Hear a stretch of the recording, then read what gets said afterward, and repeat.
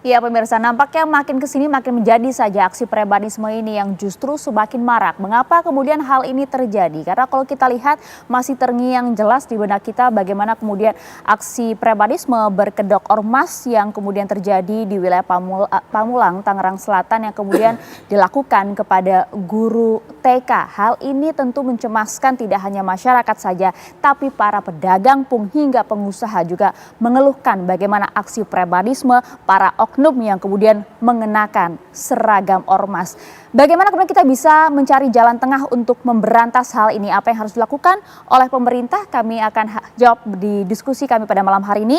Maka dari itu sudah hadir bersama dengan kami sejumlah narasumber. Ada Prof. Suhaib Amiruddin, sosiolog dari Universitas Sultan Ageng Tirtayasa. Selamat malam, Prof. Assalamualaikum warahmatullahi wabarakatuh. Terima kasih sudah hadir. Ya, dan juga tentunya hadir pula bersama dengan kami ada Irjen Pol Purnawirawan Arianto Sutadi, penasihat ahli Kapolri. Selamat malam, Pak Arianto. Selamat malam, Mbak Maria. Terima kasih. Dan juga bergabung bersama kami melalui sambungan Zoom sudah ada Wakil Gubernur Jawa Timur terpilih, ada Pak Emil Dardak.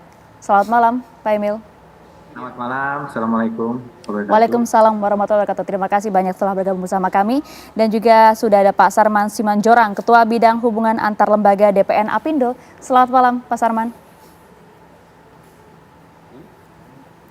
Baik, sebelum kita lanjutkan dialog kami akan hadirkan terlebih dahulu pemirsa, karena sebelum kemudian maraknya aksi prebanisme ini terjadi, kita ingat betul bahwa Gubernur Jawa Barat terpilih Deddy Mulyadi juga sempat menyampaikan bahwa aksi prebanisme di wilayah Jawa Barat ini juga nampaknya mengganggu aktivitas investasi di Jawa Barat.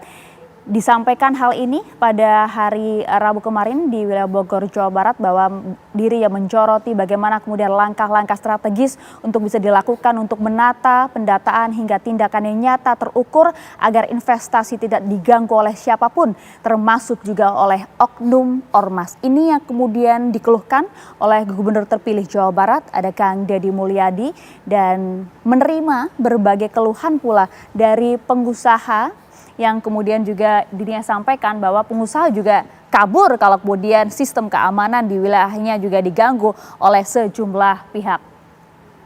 Nampaknya sudah dipahami betul situasinya seperti apa di wilayah Jawa Barat terkait dengan aksi ini dan akan ditindak tegas. Apakah kemudian ini hanya terjadi di Jawa Barat? Bagaimana juga dengan kemudian di wilayah-wilayah lainnya? Nah, ini akan kita soroti bersama sebenarnya. Tapi betulkah kemudian apa yang disampaikan oleh Kang Deddy Mulyadi ini bahwa ada keluhan-keluhan yang disampaikan oleh para pengusaha? Nah, itu yang ingin kita gali bersama dengan narasumber kami pada malam hari ini.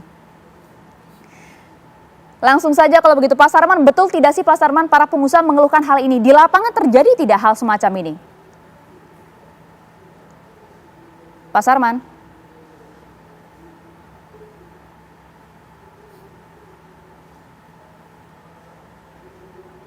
Oh, baik, kami akan coba perbaiki komunikasi kami bersama dengan Pak Sarman. Tapi kita coba lihat, kalau tadi di Jawa Barat disampaikan oleh Gubernur terpilih Deddy Mulyadi. Kalau di Jawa Timur, hal serupa juga menjadi sorotan tidak? Terjadi tidak, Kang Emil di sana?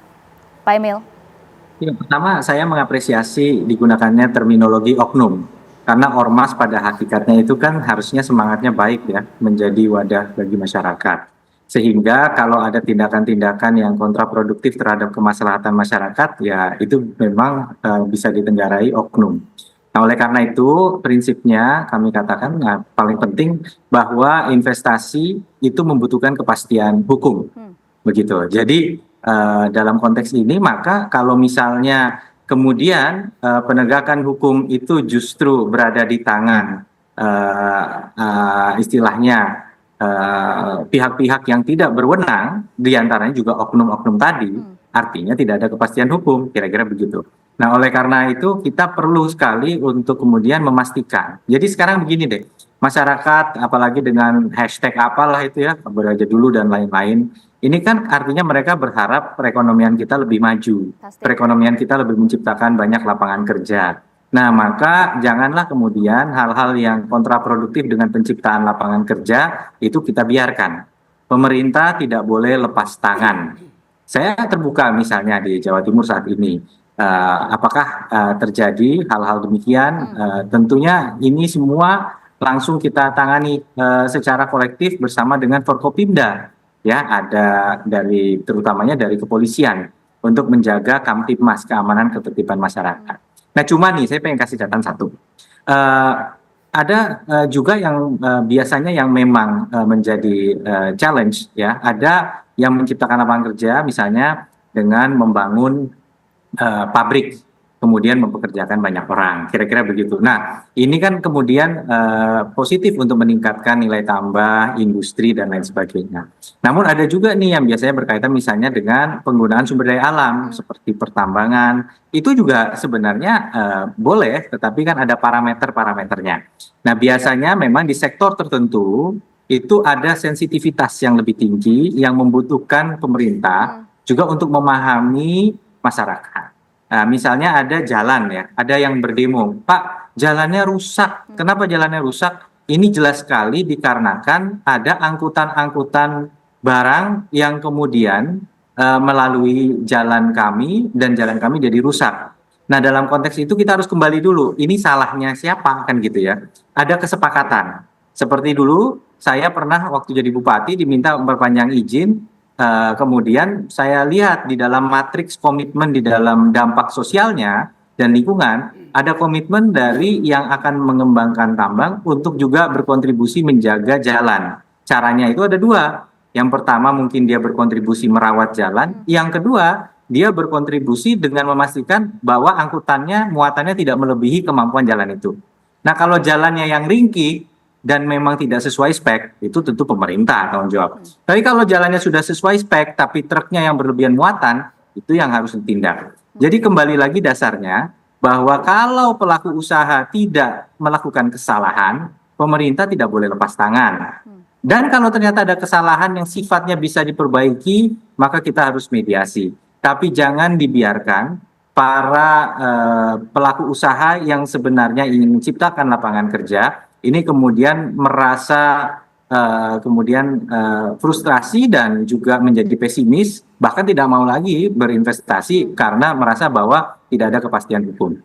Oke, kalau kemudian dipastikan terlebih dahulu kepastian hukumnya di sana. Tapi kalau kita lihat sebenarnya implementasi di lapangannya begitu ya, Pak Emil. Kalau kita lihat kan banyak juga oknum-oknum yang kemudian memanfaatkan begitu ya, suatu ormas, bahkan mengenakan juga atribut-atribut ormas sebagai benteng mereka untuk kemudian ibaratnya menakut-nakuti, bahkan melakukan pemalakan terhadap sejumlah pedagang, pengusaha maupun juga masyarakat. Hal ini yang juga menjadi sorotan tentunya. Jangan sampai kan kemudian rasa keamanan masyarakat juga terganggu, Pak Emil. Ya, kita ada beberapa ormas yang mungkin kita juga kan berkomunikasi. Ormas itu dibina di Kesbangpol juga, ya. Jadi ya sekali lagi kata kuncinya pemerintah tidak boleh lepas tangan begitu. Nah, oleh karena itu kami juga pernah mengalami mungkin waktu itu ada konflik misalnya satu pabrik, kemudian dia bahan bakunya itu bahan sisa hasil produksinya itu sebenarnya semacam limbahnya itu masih bisa diolah. Nah, ini ada keinginan nih dari mungkin masyarakat setempat atau apa ingin mendapatkan hak olahannya itu sebagai bagian dari ekonomi yang berkontribusi ke sekitar. Nah, cuman kanal komunikasinya stuck, saya dihubungi oleh salah satu perwakilan diplomatik dari negara asal yang terlibat juga, kami komunikasi dengan kepolisian, kita berkomunikasi dengan ormasnya, juga bisa diselesaikan. Artinya bahwa memang kata kuncinya tidak boleh lepas tangan. Kita juga ngelihat lah, ada franchise yang cukup terkenal, saya nggak nyebut merek gitu ya, itu bikin misalnya restoran, lalu dikomplain, ada hal-hal kecil seperti sistem parkirnya dirubah, jadi nggak bisa memberdayakan. Nah, ini pertama harapan kami tentu kearifan dari pamong setempat, apakah itu camat, apakah itu lurah, apakah itu wali kota, bupati, tentu menjadi garda terdepan. Tapi kita pantau terus, karena apa? Karena dampaknya itu bisa kemana-mana kalau misalnya itu didiamkan, gitu. Jadi tidak pernah kemudian satu peristiwa itu boleh dibiarkan berlarut-larut. Ya, jadi bahwa saya mungkin ditemui di satu dua tempat. Okay. Kami sampaikan kepada pelaku usaha bahwa pemerintah tidak lepas tangan. Jadi sampaikanlah kepada kami, apalagi kalau tidak merasa melakukan kesalahan apapun. Baik, Pak Emil. Oke, kuncinya komunikasi dan juga pembinaan. Tapi kita coba tarik dulu ke belakang. Sebenarnya apa yang membuat mereka, para oknum yang kemudian mengenakan seragam ormas ini nampak gagah begitu ya, berani melakukan apapun, nampak tidak takut apa saja. Sebenarnya tujuan awal dibentuknya ormas ini apa sih Pak Prof. Suhaib kalau Anda melihat? Ya, baik, sebenarnya kalau kita bicara ormas kan organisasi kemasyarakatan ya, yang memiliki tujuan sebagai wadah di mana orang-orang berkumpul di dalamnya secara sadar, secara sukarela, tanpa mau dibayar, berkumpul kemudian jadilah sebuah organisasi dengan tujuan yang sama tentunya. Nah, kalau kita bicara ormas, sebenarnya ada 3 poin di dalam yang paling penting ya. Pertama, sebenarnya ormas itu salah satu wadah untuk aspirasi masyarakat. Ya, seperti tadi sampaikan oleh Pak Dardak, bahwa sebenarnya kalau kita bicara ormas juga bisa jembatan aspirasi ya di sana. Nah, yang kedua, juga bisa terlibat dalam keamanan di wilayah. Ya, ormas itu bisa dilibatkan dalam hal kegiatan-kegiatan keagamaan misalnya, ormas bisa turun tangan untuk ikut mengamankan situasi. Lalu yang ketiga, sebenarnya ormas juga itu bisa dijadikan salah satu mitra untuk keamanan negara kesatuan Republik Indonesia. Jadi kalau kita bicara 3 poin ini, tidak ada sebenarnya celah ormas itu akan beringas atau misalnya akan membuat keonaran sebenarnya. Tapi implementasi di lapangan kalau kita lihat kan 1-2 contohnya banyak gitu. Ya, saya setuju dengan Pak Dardak tadi bahwa ada namanya oknum. Nah, oknum inilah sebenarnya, karena dalam sebuah ormas itu kan ada simbol. Simbol itu ada pakaian, ada atribut-atribut yang melekat dalam identitasnya. Nah, itu kadang ada oknum yang tertentu barangkali menganggap bahwa kalau saya menggunakan baju ini, mungkin saya ditakutin. Nah, karena tadi kan ada Pak Dardak sudah menyampaikan kepada ormas-ormas tertentu yang dianggap ditakuti oleh masyarakat kalau dia turun tangan. Nah, inilah simbol-simbol inilah biasanya digunakan oleh oknum tertentu. Nah, oknum tertentu ini biasanya cuma orientasi kepentingan sesaat, kepentingan pribadi, dan kepentingan kelompok-kelompok tertentu. Tapi mengapa itu bisa terjadi ya? Mereka nampak percaya diri untuk ditakuti dan menjadi bisa melakukan apa saja gitu, Prof? Ya, sebenarnya salah satu poin yang muncul di sana karena dia merasa punya identitas yang kuat gitu ya, identitas karena merasa bahwa kalau saya menggunakan identitas ini pasti saya dianggap bisa melakukan apa saja, barangkali begitu. Nah, bisa juga karena faktor karena di wilayah itu ada penguasa-penguasa lokal. Ya, kita tidak bisa nafikan juga ya, Mbak ya. Ya, ada penguasa-penguasa lokal di kawasan-kawasan tertentu. Makanya saya sependapat dengan Pak Dardak tadi bahwa sebenarnya pemerintah itu terlibat. Ya, misalnya mulai dari RT, RW, kemudian kepala desa atau lurah gitu ya, itu harus terlibat mulai dari bawah gitu. Itu dia yang menarik adalah tadi penguasa-penguasa lokal ini yang nampaknya sulit untuk ditertibkan atau bagaimana sebenarnya mengapa hingga saat ini aksi demikian masih marak terjadi padahal sudah ada pembinaan, sudah juga kemudian dilakukan pembinaan di bawah Kesbangpol juga. Apa yang harus diperhatikan Pak Arianto? Dijawabnya nanti ya sesaat lagi, tetap bersama kami di Apa Kabar Indonesia Malam.